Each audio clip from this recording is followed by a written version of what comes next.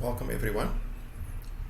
This is the video for assignment 1, and what we want to do in this video is to explain the assignment, and the assignment is about how do you operationalize theoretical and methodological paradigms to answer your research question. So you have a research question, how do you operationalize a theoretical paradigm and a methodological paradigm? And so here's your research question. So that's the question that you have, right? Identify a question, yada, yada, yada. But here are the main elements of the question. Firstly, look at your verbs. Verbs number 1, you need to describe and justify. So you mustn't just describe and tell me what the paradigm is. You need to also justify why are you using this paradigm in order to answer your research question. Why are you using interpretivism instead of critical theory, for example? What is special about this paradigm? And what you're justifying are two things. So you're doing two things. You're describing and you're justifying. Secondly, you are looking at the theoretical paradigm and you are looking at the methodological paradigm, right?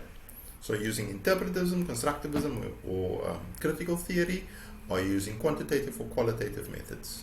We've decided to focus on those. So there are other methods as well. There are other theoretical paradigms as well. So the first thing you're doing is describing and you're justifying. After you've got a research question, of course, right? You need your research question. Then you're explaining. And you're explaining how you will go about researching your topic. So based on your theoretical and methodological paradigms, you're explaining how you will go about your research topic. Remember, in terms of your chosen theory and in terms of your chosen method. So not just how you're going to do it, but it's got to be linked. Everything's got to be linked to your theory and your method, and your theory and method must be linked back to, as always, your research question, right? So from your research question, you're saying this is the theoretical paradigm I'm using, this is the methodological paradigm I'm using, and this is how all of them are linked. You will see whenever they have a research question, they ask you, what is your golden thread? How are all these things linked? What does the one have to do with the other? You're not just taking things off the shelf, like a shelving, oh, I'm going to use quantitative and critical theory. It's a conscious process that you've made a decision based on a conscious thinking effort. All right? And at the end of the day, you want to arrive at a valid knowledge claim, but there must be a valid knowledge claim for that particular theory. Remember, each theory has a different idea of what it considers to be a valid knowledge claim. So, just to put it in other terms, let's say you've chosen positivism, mainly it justifies positive, and you have a qualitative approach. So you will find that your answer will be in that block there. All right. So that's your decision. So you will then write in your essay, in this essay, I have adopted a qualitative, positivist approach towards your topic, right? Or if you don't want to do that, you can you're an interpretivist and you want to adopt a quantitative approach. Normally, interpretivism goes with qualitative, but it can go the other way around. You know, there's some literature that says it's not exclusive. They're not in an exclusive monogamous relationship. So interpretivism, and you want to do an interpretivist, qualitativist approach. In other words, you want to be in that block, you go for it, right? So you can be in any one of those blocks. So you see there are 6 different options from the limited options that we've given you. There are 6 different ways in which you can reply to your particular research question. You need to choose which way is most appropriate for what you want to do and explain why it is that you want to do it that way. Alright, so here are some tips. First thing, so when you're discussing, once you've got your particular decision, you've got your research question, you've identified the methodology, you've identified the theoretical paradigm that you want to use, what do you do with that information? So firstly, especially the theory, and we'll come to the methodology in a different show, different slideshow. Firstly, with the theory, you want to say, what is the theory about? What's so special about this theory? Right? So you're not going into your topic just yet. You're just saying, what is special about this theory? What makes this theory different from But interpretivism, positivism, what are the special elements? What are the ontological assumptions? Remember ontological. What are the epistemological assumptions? Right? What are your sociological assumptions and your methodological assumptions? What assumptions does the theory make? What is special about this theory? Then you will take that. So for example, you will say critical theory argues that, and you will explain what it is that critical theory argues. So that's descriptive. That you can get out of Cohen and Morrison and a number of other textbooks. You can look at Papier and Maton, for example. There's a whole number of textbooks that you can look at for that. And so one way you can argue, it doesn't have to be this way. One way you can argue is that critical theory argues that, and you explain what you're going to do. Another possibility, or another thing that you'd want to do in the body of your essay, is you'd want to explain how does this theory help you to understand the phenomenon which you are investigating. So if you're looking at mathematical performance, how does critical theory understand mathematical performance, and why are you using critical theory? What you've already looked at in the first one, you've looked at the argument.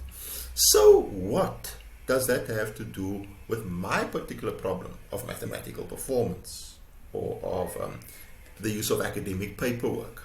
Right? What does that got to do with my particular problem? Why am I using critical theory or interpretivism, whatever? Right? And so you possibly could say this research uses an interpretivist lens in order to, and then you operationalize your theory. What is it that this theory is now going to go do for you? All right. So you must say how this theory helps you to understand a particular aspect of this phenomenon. So if you're looking at interpretivism, for example, and you're looking at mathematical performance, you're saying that you're using interpretivism because you want to get inside of the person's head. You want to understand how they construct mathematical performance, and using kind of a constructivist approach towards it. Or you want to use critical theory, you need to understand why mathematical performance is a political act. What is the politics of mathematical performance? How does maths as a subject privilege some people over other people? Right. If you use positivism, you will say positivism enables you to establish certain ontological truths. Right? And you want your result to be generalizable. You want your result to be falsifiable. So this is why you're using positivism. But you need to explain why you mustn't just say what theory you're using, you must say why you're using it and how that theory will help you. Right? So that's a possible introductory line. You can use, there are many other possibilities. And when you're doing this, you must also understand not just why you're using theory, but what does the theory then require of you as a researcher? Because if you're going to use the theory, remember, critical theory has a different idea of truth. The truth is political to positivism, where truth is absolute, or interpretivism, where truth is constructed intersubjectively or by people, or constructively by people themselves, right? So there are different ideas as to what is truth. So you need to understand what this theory then will require of you in order for you to say that this is a valid answer. Right? So that will show me that you understand what your task is as a researcher, as an interpretivist researcher, what your task is. So one possibility that you could start, and you can think of your own possibilities, is that in order to arrive at a satisfactory conclusion to my research question, positivism requires that the following conditions be met. And then you list those conditions. Right? Parsimony, generalization, all that stuff. Right? Falsifiability, all that stuff. Fourth, you're looking at, so what then, how then does a particular theory begin to, remember we used the word, operationalize those theoretical and methodological implications. All right. So for positivism, what will it require?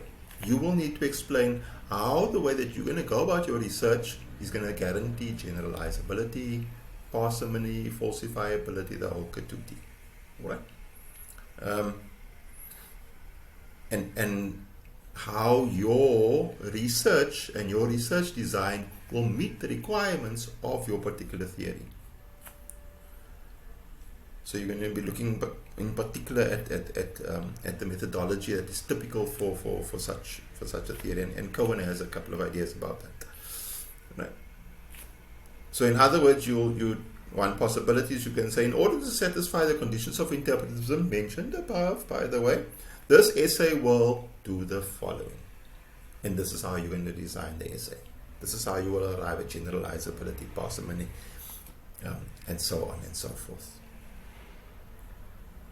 Alright, so once you've identified, again just a summary, you need to identify a question, you need to identify what theoretical and justify what theoretical framework you're going to be using, and later on we're going to look at how you need to justify what methodology you're going to be using, or methodological framework rather you're going to be using.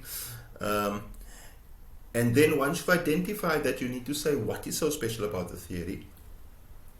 What is this theory? Secondly, what does this theory have to do with my problem? So that will require thought on your part. You won't find it in the textbook. You're going to have to link your question to the theory.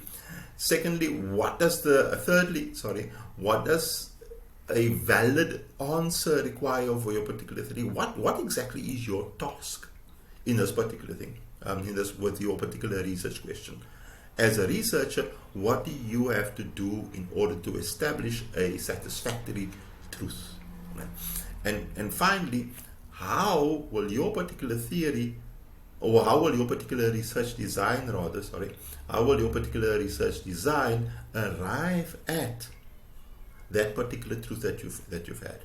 Right? So there are basically 4 parts to you discussing your theory. You can organize your essay differently. These are simply suggestions from my side.